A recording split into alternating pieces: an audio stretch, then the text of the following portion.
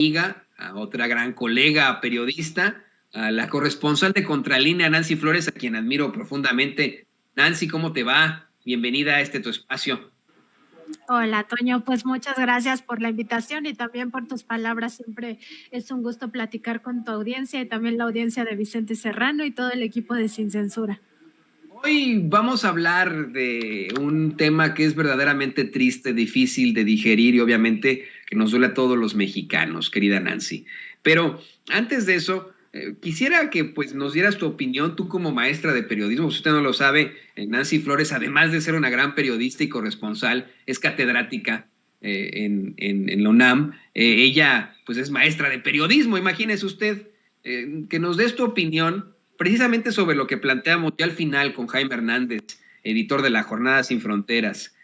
¿Cómo es que el presidente López Obrador dice que no va a dejar el tema por la paz, que va a seguir cuestionando al pseudoperiodista Carlos Loret de Mola, mejor conocido como Lord Montajes, que en estos momentos se erija como el juez sin autoridad moral de los mexicanos, pero que no responde cómo es que obtuvo 13 departamentos en la Ciudad de México, si tiene propiedades en Miami, Florida, si fue vecino de Genaro García Luna. Yo te pregunto a ti como maestra de periodismo, ¿un periodista verdaderamente puede aspirar a eso? Tú le dices a tus alumnos en la UNAM, les dices, oiga, ¿saben qué? Ya le hicieron, se sacaron la lotería al estudiar periodismo, ¿van a ser tan ricos como Loretito? No, Toño, justamente recordar estas frases del libro de Ryszard Kapuscinski, los cínicos no sirven para este oficio, donde él decía que pues los periodistas no son ricos, no amasan riqueza, y que si algún estudiante de periodismo tenía por aspiración en la vida pues enriquecerse, que buscara otra profesión. Y decía en este libro este gran periodista polaco, corresponsal de guerra, uno de los grandes periodistas de guerra de todos los tiempos, que pues no existen los periodistas ricos, ¿no? Y que detrás de un periodista rico o de un director, directivo de medios de comunicación o de un dueño de medios de comunicación, pues lo que existe en realidad son actos de corrupción, ¿no? Y si lo vemos en términos de lo que ha pasado en México, de cómo han censurado realmente los temas que son de interés público y de cómo por consigna escriben algunos, ¿no? Y eso ya está muy demostrado a lo largo de propios trabajos periodísticos, pues eso no es periodismo, o sea, evidentemente eso es otra cosa, es propaganda, es publicidad, es otra cosa que se disfraza de periodismo, ¿no? Y si atendemos a lo que está pasando en la mayoría de los medios de comunicación, de cómo se generan estas fake news, así le conocemos la mayoría a estas noticias falsas, pues en realidad podemos ver que están pues confeccionando una realidad ajena a lo que realmente sucede en México, ¿no? Por eso la mayoría de medios corporativos pues presentan una realidad distinta a lo que vive la gente en el día a día. No se refleja de ninguna manera digamos, el respaldo social que tiene la transformación del país que estamos viviendo en este momento. En los medios de comunicación pareciera que estamos en el peor país del mundo, con una crisis que no hay en ningún otro lado y además pues con todo muy mal, ¿no? Y entonces uno se pregunta, ¿y por qué no van a la revocación de mandato? Por ejemplo, ¿no? ¿Por qué no manifiesta la sociedad este mismo hartazgo que se manifiesta en los medios de comunicación?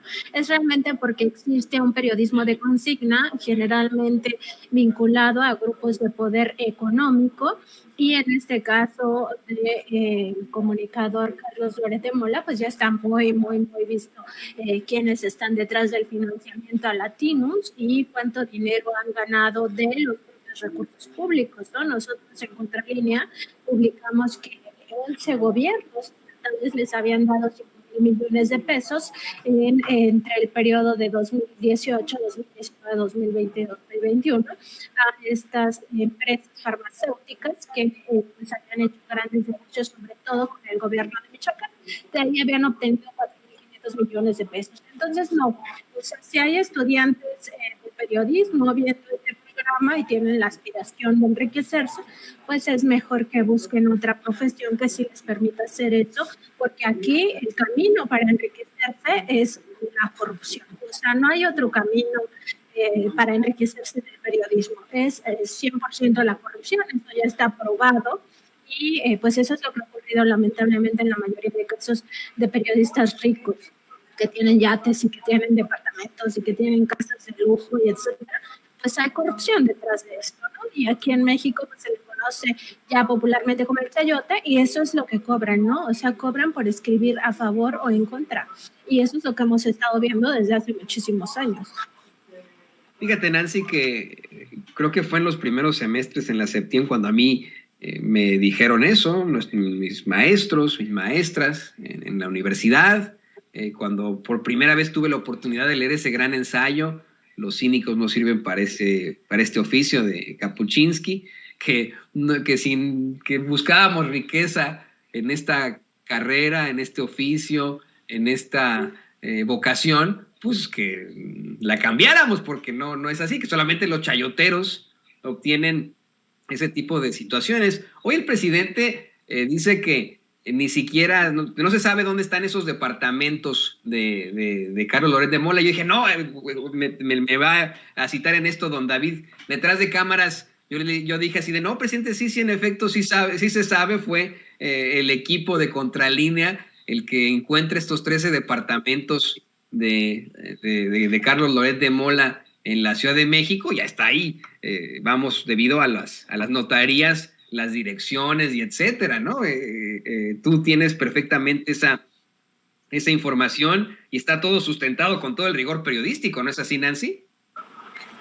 Así es, Toño, y nada más recordar que estos departamentos están en zonas de muy alta plusvalía, en zonas muy exclusivas de la Ciudad de México y que los documentamos solo en la Ciudad de México, es decir, ni siquiera llegamos a revisar los archivos del registro público de la propiedad de cada entidad federativa, porque pues evidentemente eso sería ya pues un trabajo de mucho más largo aliento, ¿no? Solo en la Ciudad de México, que es donde está sentada también la revista Contralínea, que se nos facilita mucho pues asistir a este registro público de la propiedad, pues encontramos 13, o sea, y esto siempre se dijo en nuestro reportaje que son al menos 13 departamentos y están ubicados pues sí en las zonas más exclusivas de la ciudad, como por ejemplo Polanco y también esta zona de las Lomas, y pues sí son zonas donde es carísimo pues conseguirse un departamento o una casa y por supuesto pues son zonas muy exclusivas de la Ciudad de México que pues avalan este costo. Recordar que esos 13 departamentos están valuados en más de 100 millones de pesos. Qué barbaridad, qué situación tan terrible. Yo insisto también, dudo mucho que exista algún tipo de calidad periodística en todo eso, pero vamos a temas más difíciles, querida Nancy, ya en un tono, yo quiero decir hasta pues más seco. Le pido a don David que nos grabe para hablar de algo que también han estado investigando ustedes ante los nuevos hallazgos del grupo interdisciplinario del caso Ayotzinapa. Ustedes han estado ahí en Contralínea dando un seguimiento muy oportuno a estos hallazgos y me gustaría muchísimo hablar en primer lugar contigo sobre cómo es que se determina que se trató de un macrocaso que incluye tanto ataques y ejecuciones en la desaparición de los 43 normalistas de Ayotzinapa, Nancy. Así es, Toño. Fíjate que en este informe, el tercero que presenta el Grupo Interdisciplinario de Expertos Independientes, que lo presentó el lunes pasado, pues se revela una gran conspiración, una maquinación que viene y no se entiende si no viniera desde la presidencia de la República. También recordar aquí que el presidente Peña Nieto pues era un presidente débil, o sea, no podemos negar esa realidad que en su gobierno quienes mandaban pues eran el secretario de Hacienda por una parte, Luis Videgaray, por otra, el secretario de Gobernación, que eran prácticamente los que tenían, Osorio Chong, perdón, eran los que tenían el poder, que realmente ejercían el poder ante la debilidad del presidente Peña Nieto. Entonces, aquí lo que estamos viendo es una maquinación que viene desde arriba, Aquí lo que se tiene que revisar, y ya está haciendo la Fiscalía General de la República, es las cadenas de mando. ¿Hasta dónde llegó este tema? El presidente López Obrador decía hace un par de días que no se entendería este tipo de situaciones si no es bajo el conocimiento del presidente de la República. Y sí, no se entendería porque cuando uno revisa este tercer informe del GIEI, se observa por qué ellos insisten en que sea un macrocaso. Ellos de hecho hablan de un gran operativo que ocurrió la noche del 26 y del 27 de septiembre de 2014 en toda esta zona de Guerrero, particularmente en Iguala, pero también en municipios aledaños, y un gran operativo que además pues involucró a autoridades de los 3 niveles de gobierno desde un principio. Un operativo que derivó, sí, en el caso más emblemático, el más visible, que es la desaparición forzada de 43 estudiantes, de los cuales aún no se conoce su paradero, pero que al mismo tiempo posibilitó otros crímenes. De hecho, lo hablan así que son pues más violaciones a derechos humanos. Está hablando, por ejemplo, de las 6 ejecuciones extrajudiciales que ocurrieron en este mismo contexto de persecución. Y ahí recordar nada más que había un normalista rural que fue incluso desollado del rostro, ¿no? Con una hazaña se cometió esta ejecución extrajudicial terrible. Y bueno, además de estas 6 ejecuciones y de la desaparición forzada de los 43, hubo una persecución que atentaba contra la vida de al menos 120 personas. Y en estos ataques que se dieron en toda esta zona de Guerrero, también hubo al menos 40 heridos. De ellos, algunos son de gravedad. Entonces, ellos hablan de un gran operativo que incluyó la participación de los 3 niveles de gobierno, es decir, autoridades municipales, estatales y federales en este gran operativo, y por eso dice, hay que empezar a ver esto como un macrocaso, no como casos individuales, que no se judicialice como casos individuales, porque ahí se va a diluir esta responsabilidad de la cadena de mando. Y es muy importante, porque eso significaría, Toño, y a tu audiencia, que se judicializaría un solo expediente hablando de todas estas violaciones y en general de este gran operativo, que es una gran maquinación que después buscaron ocultar. Y cuando ya habla de todo este ocultamiento, de cómo existió toda una operación de Estado, como esto que mencionaba hace unos días, el 22 de febrero, el ministro presidente de la Corte, que ocurrió con el caso de la guardería ABC, un operativo de Estado para ocultar la verdad de este otro crimen que derivó en la muerte de 49 bebés en la guardería ABC. Pues lo mismo está ocurriendo en este caso ahora con este tercer informe, lo que revela del caso Ayotzinapa. Hubo autoridades de los 3 niveles de gobierno, pero sobre todo de las autoridades federales involucradas en el ocultamiento de la información. Todos colaboraban para ocultar esta verdad, y de tal suerte que lo hicieron, que a la fecha no sabemos dónde están los 43. Nancy, vamos a intentar reconectarte vía telefónica porque estamos perdiendo la comunicación que tenemos, pues vamos, en cuanto a nuestra transmisión de internet, para poderte escuchar fuerte y claro. De hecho, tenemos una pregunta que creo que va a ser devastadora y muy, muy fuerte, y pues ¿con quién más? Con una persona tan ávida de este caso, de un caso que duele, que nos duele a los mexicanos, como es el caso Ayotzinapa.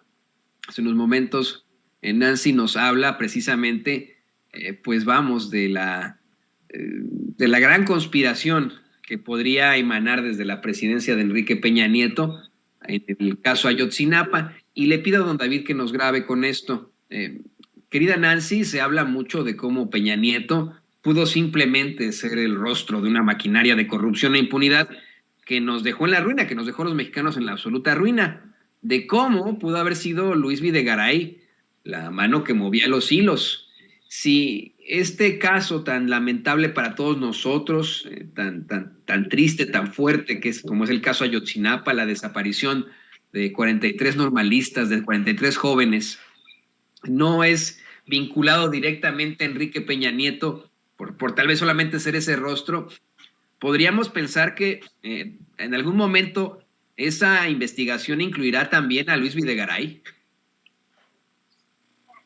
Mira, yo lo que hemos sabido de lo que está avanzando en la Fiscalía General de la República a partir de todas las denuncias que se han hecho en torno a este caso y sobre todo a partir de lo que ya revela este tercer informe del GIEI, hay que recordar que este tercer informe del Grupo Interdisciplinario de Expertos Independientes no se da a conocer públicamente. En el pasado sí se dio a conocer, ahora nada más se reveló una pequeña síntesis porque fue entregado directamente a la Fiscalía General de la República para su judicialización. Y esto ocurrió porque por primera vez tuvieron acceso a documentaciones, incluidos estas más de 100 horas de videograbaciones hechas por la Secretaría de Marina, donde se comprueba que al menos 12 marinos estuvieron presentes en el basurero de Cocula el 27 de octubre de 2014, manipulando esta escena donde supuestamente habían sido calcinados los cuerpos de los normalistas rurales.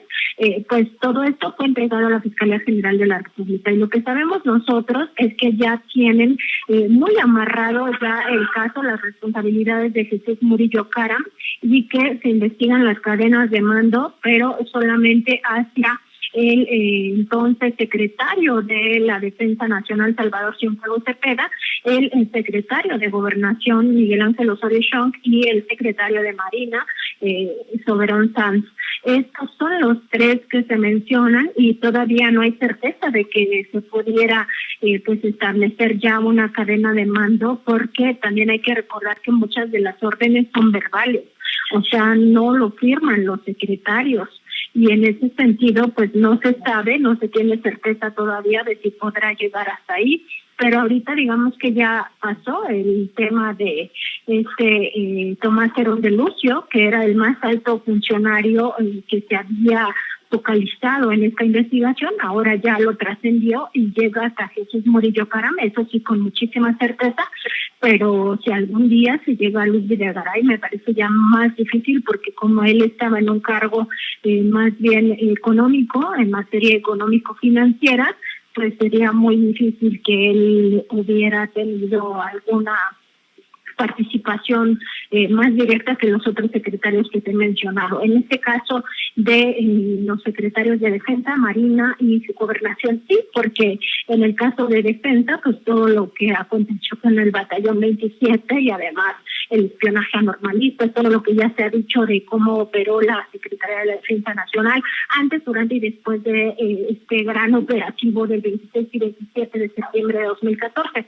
Y en el caso de la Marina, por lo que ahora se sabe que manipuló este basurero de Cocula, y ya están las pruebas ahí, son videograbaciones que salen de la propia Secretaría de Marina, se entregan al grupo interdisciplinario.